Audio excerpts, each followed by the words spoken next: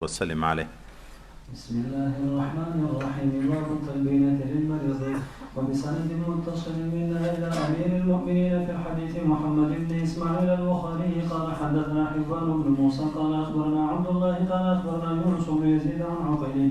عن ابن شهاب عن عروة عن عائشة رضي الله تعالى عنها أنها كانت تأمر بالتلبين للمريض وللمحزون على الهالك، وكانت تقول: إني سمعت رسول الله صلى الله عليه وسلم يقول: إن التلبينة تجم فؤاد المريض وتظهر ببعض الحزن. وبه قال حدثنا فروة بن أبي المغراء قال حدثنا علي بن مسعود قال حدثنا هشام عن أبيه عن عائشة رضي الله تعالى عنها أنها كانت تأمر بالتلبينة وتقول: هو البغيض النافع.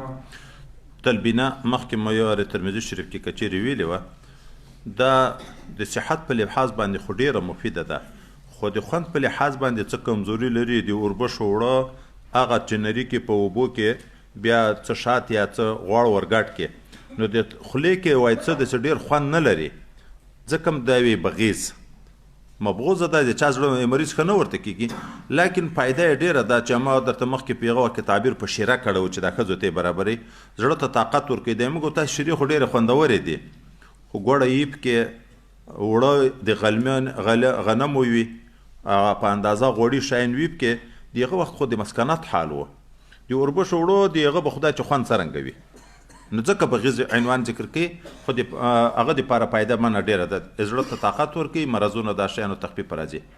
باب الصعوط. وبه قال حدثنا معل بن اسد قال حدثنا وهيب عن ابن طاووس عن ابيه عن ابن عباس رضي الله تعالى عنهما ان النبي صلى الله عليه وسلم احتجم واعطى الحجام اجره واستعطى. باب الصعوط بالقسط الحندي والبحري وهو القسط مثل الكافور والقافور مثل قشطت نزعت. وقرأ عبد الله رضي الله تعالى عنه قشطت. وبه قال حدثنا صدقة بن فضل قال أخبرنا ابن عيينة قال سمعت زهري عن عبيد الله عن أم قيس بنت محصن قالت: سمعت النبي صلى الله عليه وسلم يقول: عليكم بهذا العود الهندي فإن فيه 7 أشفية يصعد به من العذرة ويلد به من ذات الجنب. ودخلت على النبي صلى الله عليه وسلم بابن لم يأكل الطعام فبال عليه فدعا بماء فرش عليه. کوست په قاف او کاف دواړه یو شی دي، لکه قوشتت کوشتت هغه چې یو شی دي. دلته کله تعبیر کوي قسط هندي یا بحري، کله وی عود هندي یا بحري. عود یو وای د خوشبویي په معنا باندې ده، چې دا یو خاص لرګی ده، هندوستان کې ډیر پیدا کیږي، چې هغه په اور باندې واچي، لکه د موږ تاسو کې مشهوره عطرم د عودونه جوړیږي او دغسې لرګی واچي خوشبویي کوي. یو مخکې موږ تاسې د ښځو د غسل په مسله کې قوست اظفار ویلی وه، هم یو نوع د خوشبویي ده، په قاب سره و قوست اظفار. دلته قوست هندي عود هندي دغه نه مراد کورای، د موږ تاسې خیلی بوټی ده، د دغه ریښې دغه خلک استعمالي، د زخم دپاره ډېر مفید ده، خو دا د رنګه سپین زیړوالی لري. او تور کورای دغه ته عود هندي ویایي، دا ډیر ګرم ده. او هغه زیړ کورای چې ده هغه ته بحري ویایي، د هغه ګرمایش نسبت تر یو بل نه کم ده. د دغه عود استعمال د دغه عود بحري یا د عود هندي د زخم دپاره چې کېږي مختلفې طریقې د استعمال لري. یوه طریقه د سعود ده، دا چې دغه عود دا لرګی په کورای په اوبو کې خشت کې د اوبو کې خوند وځي، هغه اوبو بیا په پازه کې وڅڅوي. لکه پرون چې حبة سودا و خبره وه چې زیتونو سره یې ګډ کې په پازه کې وڅڅوي، دغه بیا اوبو دي، د کورای په اوبو کې به موږ خلک یې څوک یې یشوي، داسې هغه اوبو کې چې خوند ووځي دغه اوبو بیا په سپږمو کې واچوي. نو دغه هم د علاج دپاره یو ذریعه ده، خاص کار هغه مرضونه چې هغه د ساړه نه پیدا شوي وي، دم په طبیعت کې ګرم ده.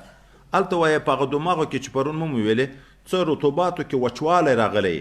خنډ یې نیولی، هغه چې دغه اوبه ورشي هغه راخلاص شي، اکثره وخت سړی وپرنجېږي،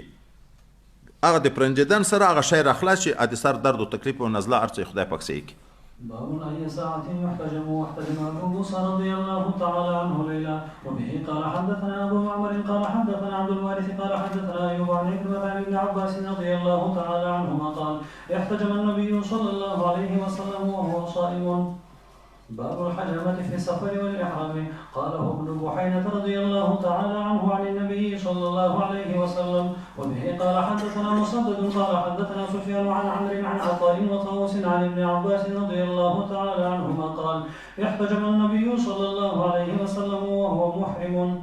باب الحجامة من الداء. وبه قال حدثنا محمد بن مقاتل قال أخبرنا عبد الله قال أخبرنا حميد الطويل عن أنس رضي الله تعالى عنه أنه سئل عن أجر الحجام فقال احتجم رسول الله صلى الله عليه وسلم وحجمه أبو طيبة فأعطاه عصاعين من طعام وكلم مواليه فخففوا عنه وقال إن أمثل ما تداويتم به الحجامة والقسط البحري وقال لا تعذبوا صبيانكم بالغمز من العذرة وعليكم بالقسط. وبه قال حدثنا سعيد بن تليد قال حدثني ابن وهب قال أخبرني عمرو وغيره أن بكيرا حدثه أن عاصم بن عمر بن قتادة حدثه أن جابر بن عبد الله رضي الله تعالى عنهما عاد المقنع ثم قال لا أبرح حتى تحتجم فإني سمعت رسول الله صلى الله عليه وسلم يقول إن فيه شفاء. باب الحجامة على الرأس. وبه قال حدثنا إسماعيل قال حدثني سليمان عن علقمة أنه سمع عبد الرحمن الأعرج أنه سمع عبد الله بن بحينة رضي الله تعالى عنه يحدث أن رسول الله صلى الله عليه وسلم احتجم بلحم جمل من طريق مكة وهو محرم في وسط رأسه. وقال الأنصاري حدثنا هشام بن حسان قال حدثنا عكرمة عن ابن عباس رضي الله تعالى عنهما أن رسول الله صلى الله عليه وسلم يحتجم في رأسه. باب الحجامة من الشقيقة والصداع. وبه قال حدثني محمد بن بشار قال حدثنا ابن أبي عدي عن هشام عن عكرمة عن ابن عباس رضي الله تعالى عنهما احتجم النبي صلى الله عليه وسلم في رأسه وهو محرم من وجع كان به بماء يقال له لحي جبل. وقال محمد بن سواء أخبرنا هشام عن عكرمة عن ابن عباس رضي الله تعالى عنهما أن رسول الله صلى الله عليه وسلم يحتجم وهو محرم في رأسه من شقيقة كانت به. وبه قال حدثنا إسماعيل بن أبان قال حدثنا ابن الغسيل قال حدثني عاصم بن عمر عن جابر بن عبد الله رضي الله تعالى عنهما قال سمعت النبي صلى الله عليه وسلم يقول إن كان في شيء من أدويتكم خير ففي شربة عسل أو شرطة محجم أو لدعة من نار وما أحب أن أكتبي. حجامت مثلا مخکې ویلې ده اگر که هلته موږ تاسې د بعضې ایامو تعین کې ویلی و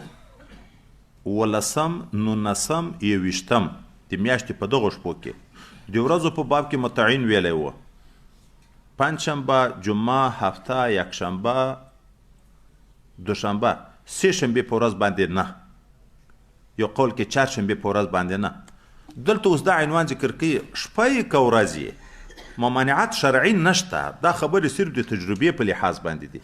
په سفر کې هم روا ده په حضر کې هم روا ده روژه کې هم روا ده بې روژې هم روا ده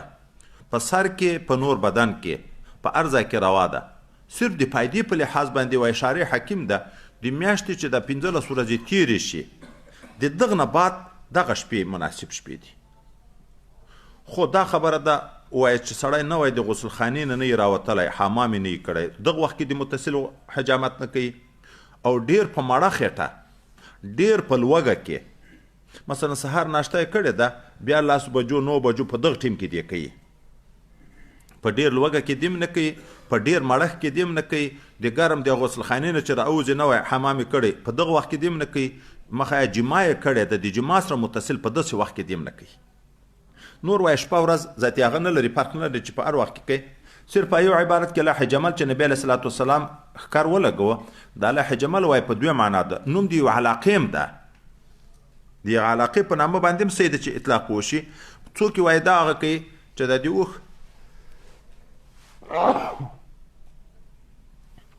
الحمدلله يهديكم الله ويصلح بالكم دا د اوښ د اډوکې دا د زامې اډوکی نه ده په دغه اډوکې دا ځای چیرې کو نو وای پیغ باندې معنا کړې ده مشهوره دا ده چې دغه د یو ځای نوم ده لحی جمل نوم د یو ځای د پیغ ځای کې نبي کریم صلی الله علیه وسلم ښکار لګولی بیا شقیقا نیمسیری چې نیم طرف خوږیږي د دغه دپاره هم ښکارنول صداع مطلق سردرد شقیقا نیمسیری او صداع د سردرد د ښکار لګولو مخکې مو خبره کړې وه چې د هغه ملکونه چې ګرم دي هغه موسم چې ګرمي وي هغه خلک چې د 40 کلونو عمر کم وي د داسې خلکو دپاره ښکار لګول فایدهمند دي. سړو ملکو کې کله تاوان کوي او د 40 نه چې عمر اوښتی د سپینې ګیرې په وخت کې هلته ښکار لګول کله تاوان کوي، ځکه د انسان وجود نوي مواد دومره نشي جوړولی چې د بدن نه څومره خرچ نو د وینه چې جوړیږي د قوت ضرورت لري. 40 کلونه بعد انسان اسیم په ضعف باندې وي چې وینم د بدن نه لاړ شي بیا نورم ضعیفه کېږي. باب الحق من الأذى. وبه قال حدثنا مسدد قال حدثنا حماد عن أيوب قال سمعت مجاهدا عن ابن أبي ليلى عن كعب بن عجرة رضي الله تعالى عنه قال أتى علي النبي صلى الله عليه وسلم زمن الحديبية وأنا أوقد تحت برمة والقمر تتناثر على رأسي قال أيهديك هوى أمك؟ قلت نعم. قال فاحلق وصم 3 أيام أو أطعم 6 أو امسك نسيكة. قال أيوب لا أدري بأيتهن بدأ. پرون درې اصولو کې یو دا ده چې ماده فاسده لرې که سرور خیزت به د سپږو تکلیف نه خلاص. باب من اكتوى وغيره وفضل من لم يكتوي. وبه قال حدثنا ابو الوليد هشام بن عبد الملك قال حدثنا عبد الرحمن بن سليمان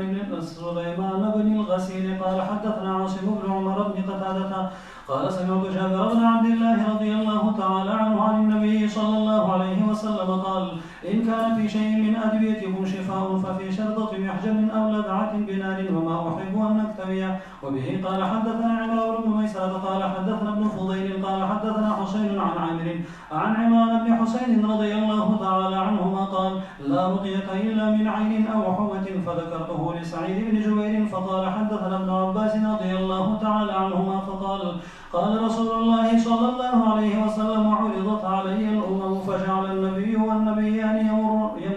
يمرون معهم الرهط والنبي ليس معه أحد حتى رفع لي سواد عظيم قلت ما هذا أمتي هذه؟ قيل بل هذا موسى وقومه. قيل انظر إلى الأفق فإذا سواد يملأ الأفق ثم قيل لي انظر ها هنا وها هنا إلى في آفاق السماء فإذا سواد قد ملأ الأفق. قيل هذه أمتك ويدخل الجنة من هؤلاء 70,000 بغير حساب. ثم دخل ولم يبين لهم فأفاض القوم وقالوا نحن الذين آمنا بالله واتبعنا رسوله صلى الله عليه وسلم فنحن هم أو أولادنا الذين ولدوا في الإسلام فإنا ولدنا في الجاهلية. فبلغ النبي صلى الله عليه وسلم فخرج فقال هم الذين لا يسترقون ولا يتطيرون ولا يكتوون وعلى ربهم يتوكلون. فقال عكاشة بن محصن رضي الله تعالى عنه منهم أنا يا رسول الله صلى الله عليه وسلم؟ فقال نعم. فقام آخر فقال أمنهم أنا؟ فقال سبقك بها عكاشة رضي الله تعالى عنه. داغ لګول پرون مو ویلي و چې د مرض سره موافق وي پروا نه لري، خو هسې تجربې د سړی په هغه باندې نه کوي. حضرت نبی علیه السلام په دریو شیانو کې شفا ښوولې ده، خو دا داغ زه نه خوښوم. دغه ته اشاره کړه دې ته چې بې ضرورته داغ لګولو ته د سړی سبقت نه کوي. نور په یو حدیث مبارک کې چې وایي دا راغلی دی چې لا رقیة الا من عین او حمة، حصر نه ده مطلب چې دم به صرف په چیچلو وخت کې وي یا د نظر په وخت کې. حصر مطلب نه ده، فایده تاثیر زیات، یعنی په دغو کې تاثیر د دم ډیر ښکاره کېږي. اوس دا نور داسې شیان دي چې په دواییو باندې هم علاج کېږي، خو څوک چې په نظر شوی د نظر علاج په دوایي کېږي، دغه کې فایده یې ډېره ښکاره کېږي، د دغو احتیاج ډېر د دم ته. کنې دم خو په نورو شیانو کې هم جایز ده، ځکه نبي علیه السلام عام دمونه کړي، دمو مسله را روانې دي. باب الإثم والكحل من الرمد في عن أم عطية رضي الله تعالى عنها. وبه قال حدثنا مسدد قال حدثنا يحيى عن شعبة قال حدثني حميد بن نافع عن زينب عن أم سلمة رضي الله تعالى عنهما أن امرأة توفي زوجها فاشتكت عينها فذكروها للنبي صلى الله عليه وسلم وذكروا له الكحل وأنه يخاف على عينها. فقال لقد كانت إحداكن تمكث في بيتها في شر أحلاسها وفي أحلاسها في شر بيتها فإذا مر كلب رمت بعرة فلا 4 أشهر و10. باب الجذام. وقال عفان حدثنا سليم بن حيان قال حدثنا سعيد بن ميناء سمعت أبا هريرة رضي الله عنه يقول قال رسول الله صلى الله عليه وسلم لا عدوى ولا طيرة ولا هامة ولا صفر وفر من المجذوم كما تفر من الأسد. جذام مرض و یو معروف مرض ده، دا وینه کې خرابي راشي، سودا غالب شي، اثر په ظاهر باندې دا شي چې دا بدن خورنیدن شروع شي، دا ګوتې بند په بند لویږي بیا. اوس حضرت پیغمبر صلی الله علیه وسلم وی لا عدوا ولا طیرة ولا هامة ولا سفر. د یو چانه مرض بل ته نقل کېدن نشته، یو بدپالی نشته، دوه هامه چې هغه موږ په پښتنو کې مشهوره ده، په مخکې کې هغه دا کونګ چې په ماښام کې و چې غېږېدی وی چې مړی غواړي، کله وایي چې د مړي اډوکې جاهلیت کې به ویل چې چا قریب چا مړ کړی وي انتقام نه یې اخیستی نو د هغه اډوکې نه دا مرغه جوړ شي دارې وایي چې یعنې د ما انتقام واخلی دا نشته. سفر دوه معنا ده. جاهلیت په دور کې یو دا میاشتې د سفر لکه اوس هم دی موږ کوچي عالم دغسې ده دا میاشت وایي د مرضو میاشته ده په کرکه ورته ګوري حتی چې دا میاشت تېره شي د سفره تاسې به هم دا کوچیانو دغه کلیوالي زندګي درته معلوم وي بعضې خلک دا مخکې شپو کې مې مکره کومه ښځه راغلې وه دا قصه یې کړې وه لرګي راواخلې دیوالونه هم ټکوي کالي هم ټکوي سفره ووته بلا ووته دا جاهلیت مخکینی شیان دي پاتې دي د اکثره رواجونه دغه وختونه دي دا د جاهلیت وخت دا هم نشته په میاشتو کې بدپالۍ نشته. دومه معنا د سفر جاهلیت په دور کې یو عادت و د دې یو خبره مشهوره وه چې انسان چې وږی شي ډېر خوراک ونه رسیږي په معده د انسان کې یو قسم مار ده مار هغه انسان خوري بیا د ننه نه خوراک شروع کړي د خپله اجزا د انسان خوري وایي دغه هم نشته دا هسې خبرې دي. او اخر کې بیا څه وایي د جذام مرض والانه داسې منډې وایه لکه سړی چې د زمري نه منډې وایي هلته وی لا عدوه اول د حدیث مبارک کې وی لا عدوه د مرض انتقال نشته دی ونه بلته دا بلکې بیا وی منډې تر وایه دغه شان وایي بل حدیث مبارک ته چې وګورو یغنم دا معلومیږي چې نبی علیه الصلاة والسلام وی چې جوړ اوښان مریضو اوښانو ته مه ورګډوئ. دریم هغه روایت کې هم راځي چې په یو ځای کې وبا ګډه وي تعاون ګډ وي ته خبر شې هغه ځای ته مه ورځه. اوس د داسې روایتونه خو د تعدا خبره معلومیږي چې مرض نقل کیږي هلته مشهور روایت دا ده چې لا عدوه مرض نقل نشته. نو تطبیق محدثین کرام څوک د نسخ په لحاظ باندې کوي چې اول دغه خبره وه بیا وروسته منسوخ شو چې لا عدوه نشته څوک په داسې عنوان خبره کوي څوک وایي چې نه یو عقیده د تاثیر ده یو اسباب عادیه دي د مخکې وختو خلکو کرکه په دې معنا کړه چې دغه مریض ته ورنږدې شي خامخا ته مریض کېږي عقیده د تاثیر درلود هغه عقیده د تاثیر په لا عدوه نفیه کړه دا نشته. اما دغه حدیث چې فر من المجزوم یا هغه جوړ مریضانو ته مه ورګډوئ یا د تعاون علاقې ته دا بنا بر ظاهري اسباب ظاهره فی الجمله یو سبب ګرځي دا اوس خرش مرض په طالبانو بعضې ملګري باندې لګېدلی ده په کمره کې یو وي بیا سبا ته 5 ته ورسېږي ظاهري اسبابو په لحاظ باندې انتقال پکې راځي خو مؤثر حقیقي به نه بولې ولې په دغه کمره کې به ټول کال ورسره تیر کړي د کمرې به 12 ملګري ویلی سي دا یو به نه نیسي خو معلومیږي چې مؤثر نه ده. چا یې داسې تطبیق کړی چا تطبیق داسې کړی چې په اصل ذات کې خو عدوان نشته لیکن انسان عاجز ده عقیدې کنټرول مشکل ده چې ورغه یو خلکو ته بیا چې مریض ای چې نه وای راغلی ګورې دستي عقیده کې خرابي راځي که نه راځي نو د داسې سړي دپاره دا حکم د منډې وایه چې د زکام والا دی لیدم منډې وایه هلته یو ځای کې یو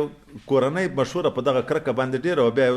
چا ټوکه جوړوه وایي دې کله چې میلمه شي چې غوښه دیول ده چې غوښه پخه ده نو یې ماړې پسه په دروغو ټول درنه په شا کېږي غوښه هر شی زیاتې وایي تا ته در پاتې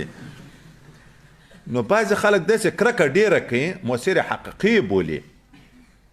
خو نه فی الجمله عقیده کې کمزوري شته د هغه بنا بر احتیاط چې سبا ته بیا ده وایي چې داسې نه وایي دغه ځای به ذاتي دغه کلمه ناروا ده. خو منافقینو چې که دا د موږ خبره یې منلې وای نه به شهیدان کېده احد کې نه و چې راغله که دغه یې موږ منلې وای نه وای تللي په دغه سفر باندې نو نه به شهیدان کېده اوس هم دغه عقیدې شته که نشته. ما ډېر ورته وویل نه یې منل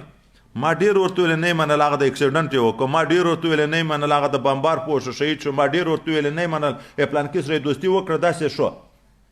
دا کار ما ورته ویل ما یې اخله داسې شو تو اوان یې پکې وکړه ما ورته ویلې په تقدیر بدلوي تقدیر خو نه بدلېږي چې الله تعالی کوم شی مقدر کړي تقدیر دپاره تدبیر کار نه کوي تقدیر وایي په تدبیر پورې خاندي پښتو کې تعبیر ده خو بنا بر ظاهر فی الجمله دا شیان شته نو انسان د احتیاط کوي ځان د بیا داسې ځای ته نه برابري چې وروسته بیا پکې منطق کوي. باب الأمن شفاء للعين وبه قال حدثنا محمد بن المثنى قال حدثنا محمد بن جعفر قال حدثنا شعبة عن عبد الملك قال سمعت عمرو بن حريث قال سمعت سعيد بن زيد قال سمعت النبي صلى الله عليه وسلم يقول الكمأة من المني وماؤها شفاء للعين. وقال شعبة واخبرني الحكم بن عتيبة عن الحسن العرني عن عمرو بن حريث عن سعيد بن زيد رضي الله عنه عن النبي صلى الله عليه وسلم قال شعبة لما حدثني به الحكم لم أنكره من حديث عبد الملك. مثلا مو ویلې کمأه دا چې مو ویلي وو تعبیر هم څه شی کړو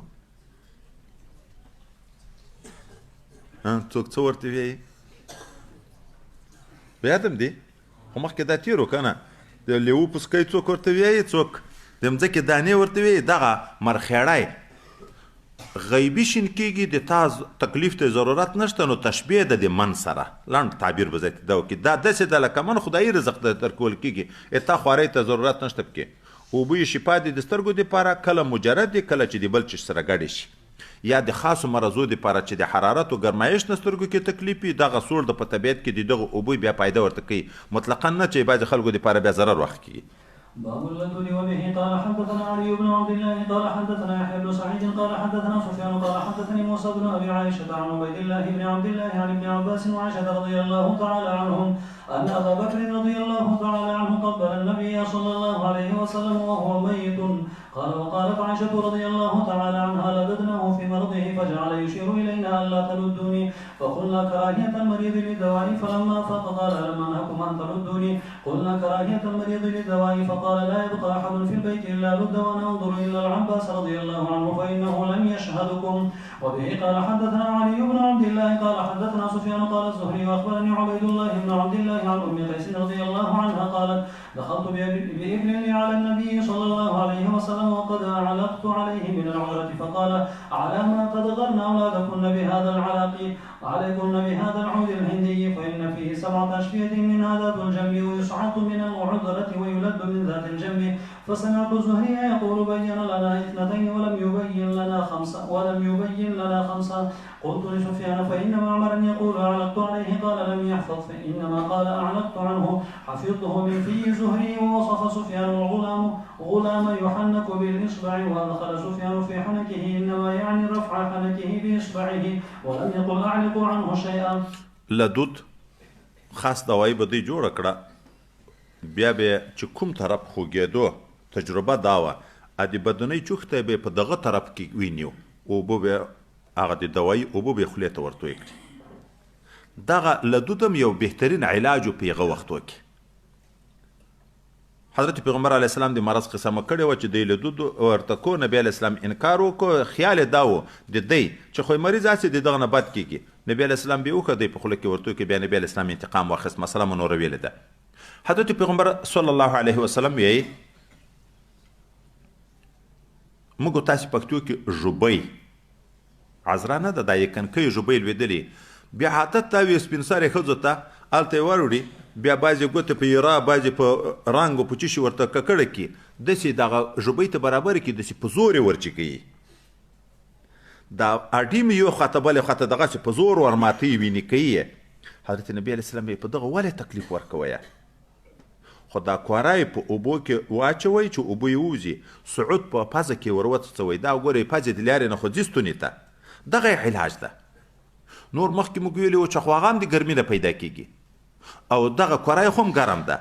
نو څنګه په دغه علاج وشي وایي اصلا دا ده چې بلغم هلته په وینه کې بند شي دغه هغه په راپورته کېږي د اډي راپورته کېږي او دغه په طبیعت کې یبوست ته بلغم وچهیي ختموي نور عند عود هندي ما مخکې مې ویلې دلته مې چې د 2 مرضو دپاره شفا د بیا 2 دلته ذکر کړي دي 5 نه دي ذکر کړي اصلا وایي په 5 په 2 کې هم حصر نشته د تجربې د نگاه نه په ډېرو مرضو کې دا کوری کار کوي خو مشهوره دغه و ځکه د مشهورت په بنیاد باندې ذکر کړي دي پخواني علاجونه ټول دغه پښتو علاجونه و نو دغه کوري بوټي کې ډېرې فایدې خداوند متعالي ایښي دي دا تور کوری ده او که زیړ کوری ده په دا بوټي کې صنایع مکي ده که دا نور بوټي دي په دغه ټولو کې فایدې شته تحنیک دا چې په ګوته بعضې خلکو رواج د کنکۍ الک چې دا ژوبۍ ډېره لویږي دغه ځای باندې دا د ژوبۍ په برابر یو پټۍ د سطح سپېغول ورته جوړوي نه پوهېږم که یې چې شي جوړوي ورسریښي کي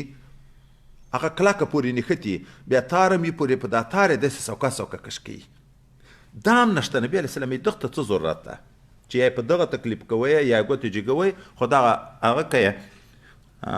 صعود کوي چې سپږمو کې دغه کوری ور واچوي، د هغه سره یې خدای پاک علاج کوي. باب وبه قال حدثنا بشر بن محمد قال اخبرنا عبد الله قال اخبرنا معمر بن يونس عن الزهري اخبرني عبيد الله بن عبد الله بن عتبة ان عائشة رضي الله عنها زوج النبي صلى الله عليه وسلم قالت لما ثقل رسول الله صلى الله عليه وسلم واشتد وجعه استاذن ازواجه في أي مرض في بيتي فأذن له فخرج بين رجلين تحط رجلاه في الأرض بين عباس رضي الله عنه وآخر فأخبرت ابن عباس رضي الله عنهما فقال هل تدري من الرجل الآخر الذي لم تسمي عائشة رضي الله عنها؟ قلت لا. قال هو علي رضي الله تعالى عنه. قالت عائشة رضي الله تعالى عنها فقال النبي صلى الله عليه وسلم بعدما دخل بيتها واشتد به وجعه أهريق علي من 7 قرب لم تحلل أوكيتهن لعلي أعهد إلى الناس. قالت فاجلسناه في مخضب لحفصة رضي الله عنها زوج النبي صلى الله عليه وسلم ثم طفقنا نصب عليه من تلك القرب حتى جعل يشير إلينا أن قد فعلتن. قالت وخرج إلى الناس فصلى لهم وخطبهم. د صحت لپاره دغه غسل خپله بنیادي ډېر مؤثر ده. خپله دا د وژیو بیا یو خصوصي اثر ده. حضرت پیغمبر علیه السلام چې مریض و په مرض موت باندې، نو یوه ورځ خپلو ازواجو مطهراتو ته وویلې د وژیو اوبه خو هغه ژي چې راډک کړي یې په بسم الله یې خوله تړلي، بیا یې بیرته نه یې خلاص کړي، اوبه نه یې ترکمې شوې. د دغو وژیو نه لږ لږ اوبه راواخلئ، په ما یې توی کړه. کیدای شي چې ما وجود کې څه تخفیف راشي او زه ورشم د خلکو ته یو بیان وکړم. غټ تال د یوې ام المؤمنین و، په هغه کې کېنه و حضور اقدس صلی الله علیه وسلم د وژیو نه یې اوبه راواخیستې، په ده یې توی کړه، د ورته ویلې بس صحیح ده. او بیا دومره دمه خدای پاک ورکړه چې ووته هلته یې په جومات کې خلکو ته خطبه او بیان. نو یوه طریقه د علاج، مخکې موږ تاسې د طب و علاج هم په غسل ښوولی و، خو هغه په جاري اوبو کې. دلته د وژیو په دغه کې وایي د خدای په خپله یو حکمت په دوا وکړي، یو اثر ده دا چې توی کوم صحت لپاره. دا خلک د موږ تاسې دغه عصري علوم چې کړي، دغه خلک د ماړه خلک روزانه سهار د ناشتې نه مخکې یو وارې غسل کوي، او دا د بدن د صحت لپاره غسل ډېر مفید ده. صابون استعمالول نه، شامپو نه، بنیادي دا غسل د اوبو په بدن باندې تیرول د دغه سره د مرض ډېر مرضونه خدای متعال د بدن ورکوي. ورزش ډېر مفید ده،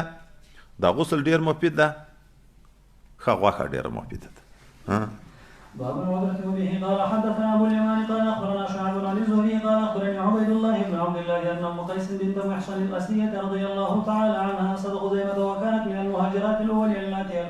التي بايعن النبي صلى الله عليه وسلم وهي اخت عكاشة رضي الله عنه اخبرته انها اتت النبي صلى الله عليه وسلم بابن لها قد اعلقت عليه من العذرة فقال النبي صلى الله عليه وسلم على ما تدغرن اولادكن بهذا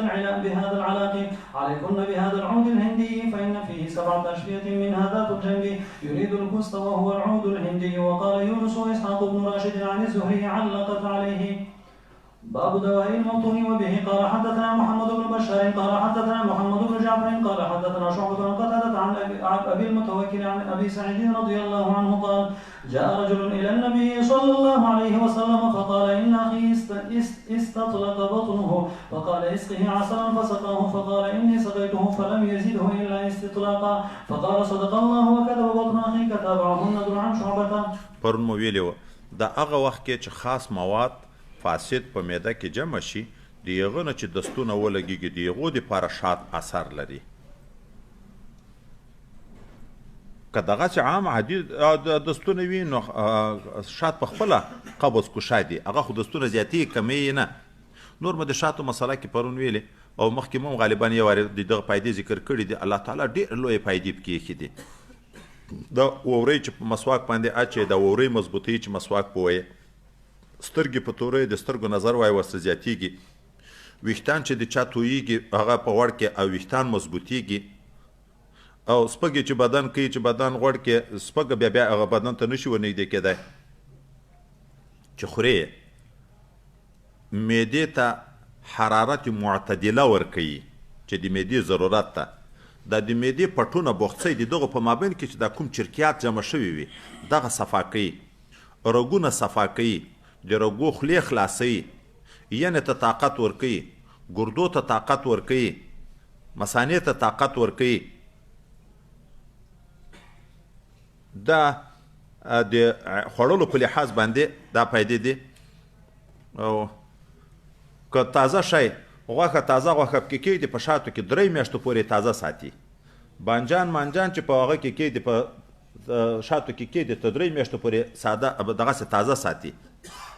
هغه نو پیدا خدای پاک ډېرې پکې ایښي دي، کله مجرد شفا وي کله د یو شي سره چې ګډ شي. دغه معجونونه چې دوی جوړوي چې په شاتو کې جوړ کړي دا بیا په کلو کلو وای نه خرابېږي. شاتو کې نه دا بعضې مغزیات سره جمع کړي په شودو کې وایي د طاقت لپاره، خو هغه یو څو شپې بعد بیا شنې چڼاسې وکړي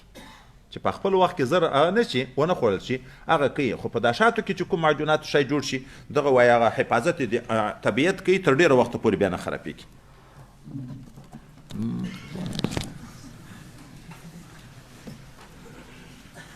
دا خو ګوره ما ټوکه درته کړې وه که نه چې ملا ښځه مورا ورته ویایي